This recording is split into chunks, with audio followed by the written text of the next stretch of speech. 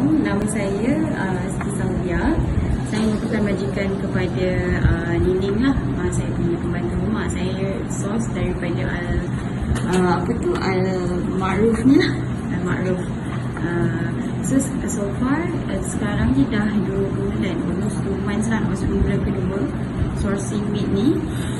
So far meat okay, buat kerja rumah semua okay. Cuma ada beberapa aspek je yang dia kena perbaiki lagi lah. Banyak lagi, ada room for improvement lah. Contoh macam nak buat kerja tu cepat sikit. Tapi as far kita arahkan dia apa-apa, dia buat okey je. Dia okey, dia buat, dia boleh ikut arahan kita lah. Cuma dia kena cepat sikit, pantas. Tapi dari segi dia punya attitude apa semua okey. Kat rumah ni dia sabar, jaga makcik saya pun dia sabar. So far all okey. Proses dekat Al-Ma'ruf ni pun semua okey. Assalamualaikum, nama saya Siti Saudia. Saya merupakan majikan kepada Nining lah. Saya punya pembantu rumah. Saya source daripada Al-Ma'ruf ni lah. Al-Ma'ruf.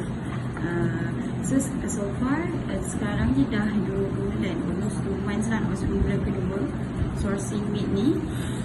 So far meat okay, buat kerja rumah semua okay.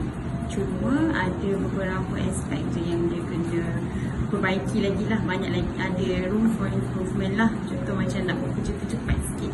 Tapi as far kita arahkan dia apa-apa, dia buat okey je. Dia okey, dia buat, dia boleh ikut arahan kita lah. Cuma dia kena cepat sikit, pantas. Tapi dari segi dia punya attitude apa semua okey.